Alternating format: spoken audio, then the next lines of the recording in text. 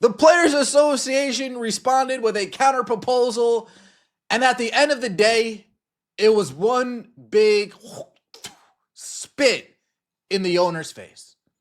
After grandstanding, after wasting time, after stalling for the last 2.5 months, the players finally decide to actually negotiate. 2.5 months. That's how long the WNBA Players Association waited before submitting a proposal that even resembled actual negotiation. And when they finally did, on February 16th, the owners rejected it before the ink dried. This isn't just about money anymore.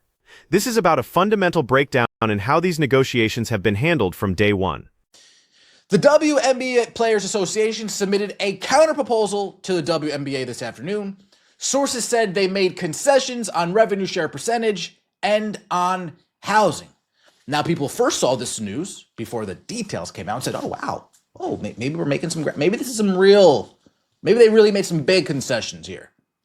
Well, you start looking around and you realize the concessions weren't that big.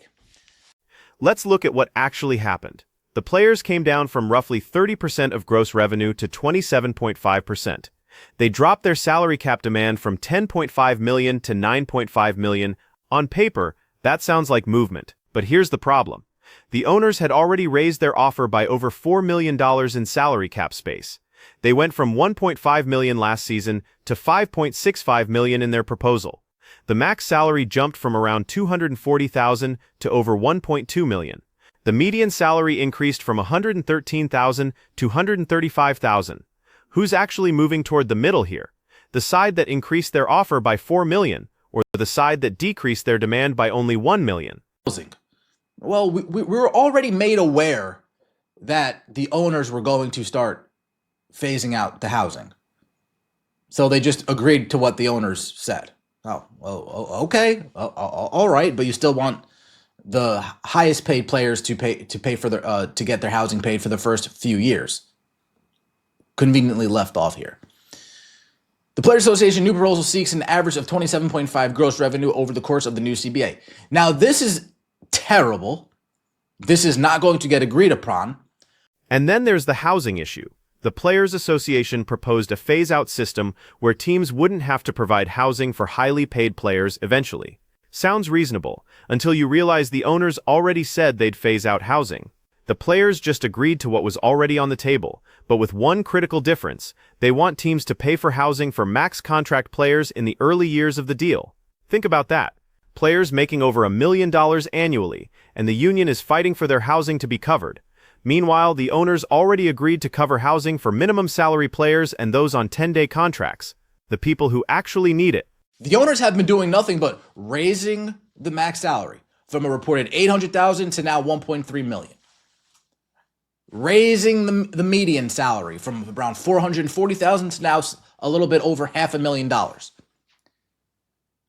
So the owners have been making their concessions.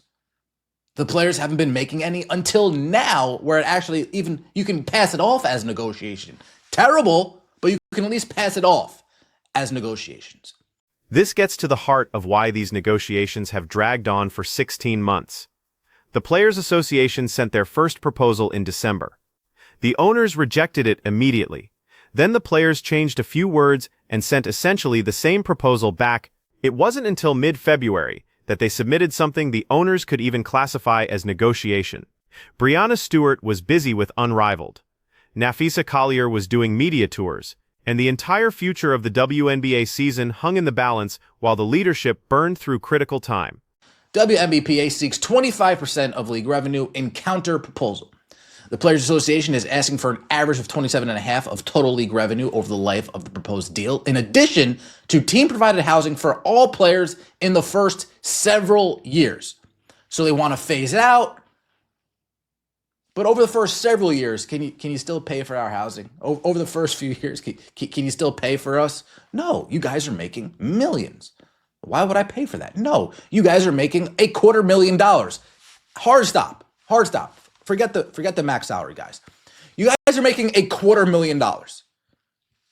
According to ESPN's Alexa Filippo, the league projects that the Players Association's new proposal would result in losses of $460 million over the lifetime of the agreement. Their previous plan, $700 million in losses. So yes, the players moved. They reduced the projected losses by $240 million. But they're still asking the owners to operate at a massive deficit. The union disputes these numbers, calling the league's loss projections absolutely false.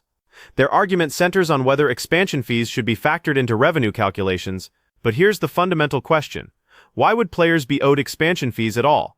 When new teams buy into the league, existing owners lose shares of the pie. That's an ownership transaction, not player revenue. The players didn't build the league's value that attracted those expansion fees. The owners did, by operating at a loss for years. Black and white sports video. He said the owners responded before the ink on the proposal even dried.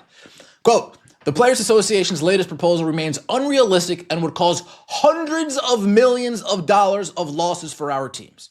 A WNBA spokesperson told FOS, quote, we still need to complete 2 drafts and free agency before the start of training camp, and we are running out of time.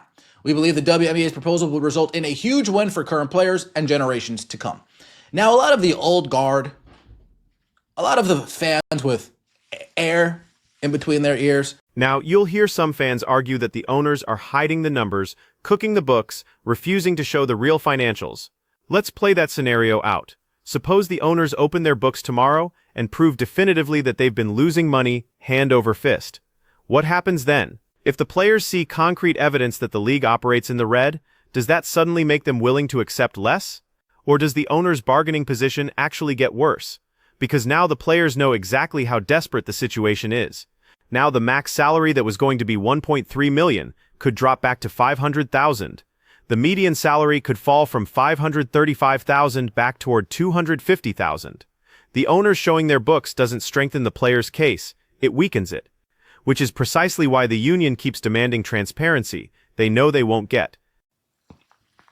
Like, these are veterans. Shout out to all my veterans. I appreciate all that you guys do. And active service. Appreciate you guys. Let me sit up here and talk shit. Now, ESPN's Alexa Filippo, she reports, amid the now 16-month negotiation, the league has continually emphasized the importance of business, health, and sustainability. That word Nafisa Collier is not sure about. A source familiar with the situation told ESPN the league projects that the WNBA Players Association's new plan would result in losses of $460 million over the lifetime of the agreement. $460 million over the lifetime of the agreement. The previous plan would result in $700 million in losses over the course of the agreement. But again, since the owners losing, players don't care. Give me my money. Since it's the owners losing, the players don't care. The union believed its revenue sharing model would still put the league in a profitable position, a separate source close to the negotiation said, and called the league's projected loss figure absolutely false, citing a difference in whether expansion fees are factored into those calculations. Why are players owed expansion fees? Easy answer. They're not. Owners buy into the league. Existing owners lose shares of the league. Let me know your thoughts in the comment section below. I appreciate all of the support. Subscribe to the channel, that would mean so much to me. And like the video. Here's what makes this entire situation so frustrating. The league has made substantial concessions on non-economic issues. They agreed to a pregnant player trade consent clause. They're limiting marijuana testing. Charter travel is now codified. Performance bonuses are increasing. The owners proposed higher 401k contributions and recognition payments for retired players. Read that last one again. Recognition payments for retirees. The league is willing to pay former players who never generated significant revenue as a thank you for their service. Like their military veterans. That's how far the owners have bent to make this deal work. And the Players Association's response to all of that? A proposal that still demands 25% of gross revenue in year one, averaging 27.5% over the life of the deal, with housing covered for millionaire players in the early years. The WNBA responded before the night was over with a statement that didn't mince words. The Players Association's latest proposal remains unrealistic and would cause hundreds of millions of dollars of losses for our teams. We still need to complete 2 drafts and free agency before the start of training camp, and we are running out of time. That's the critical piece everyone's missing. It's mid-February. Training camp starts in a matter of weeks. The draft needs to happen. Free agency needs to happen. And the Players Association just spent 2.5 months stalling before submitting a proposal that moved the needle by $1 million. This isn't hard negotiation. This is bad faith bargaining. The owners have been at the table the entire time, raising their offers, making concessions on dozens of issues. The players sent back-to-back identical proposals, swapping an exclamation point for a comma, and calling it negotiation. You know what the worst part is? The players are the ones who opted out of the existing CBA early. They're the ones who started this process. They had all the time in the world to put together a realistic first offer. Instead, they opened with demands so far outside the realm of possibility that the owners couldn't even respond seriously. And now, with the season hanging in the balance, with drafts and free agency looming, the Players Association finally decides to actually negotiate 2.5 months late. Think about the position this puts everyone in. The teams need to know their salary cap to make roster decisions. Players need to know the financial structure to evaluate offers. Agents need clarity to advise their clients. And fans need to know if there's even going to be a season. But the Players Association leadership was too busy with side projects to prioritize the actual future of the league. That's not advocacy, that's negligence. Here's the reality that nobody wants to say out loud. The players have far more to lose in this negotiation than the owners do. If the season gets delayed or canceled, the owners lose money they were already expecting to lose. They've been operating in the red. What's one more year? But the players, they lose their platform. They lose their salaries. They lose momentum in a league that's finally starting to gain mainstream attention. Caitlin Clark's rookie season drove record ratings. The playoffs had unprecedented viewership. Sponsors are actually paying attention. And the Players Association is gambling all of that on a negotiating strategy that amounts to stalling, grandstanding, and making unrealistic demands until the last possible moment. The owners know this. That's why they can afford to be patient. That's why they rejected the February proposal immediately, because time is on their side, and the players are the ones who need this deal more. So where does this go from here? The Players Association has to come back with something substantially different. Not another $1 million reduction. Not another phase-out compromise that doesn't actually compromise anything.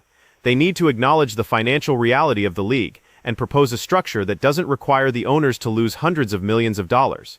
Or they can keep playing hardball, keep demanding transparency they won't get, keep acting like they're negotiating from a position of strength they don't have, and watch the season slip away while they wait for the owners to blink first. The owners aren't blinking. They've already proven they're willing to operate at a loss to build this league. They've already shown they'll invest in facilities, charter travel, and recognition payments for retired players. They're not the ones holding up this deal. The Players Association is, and if the season gets delayed because they waited until February to actually negotiate, that's on them. So here's my question for you. At what point does the Players Association leadership become accountable for this disaster? When does Breanna Stewart have to answer for prioritizing Unrivaled over CBA negotiations?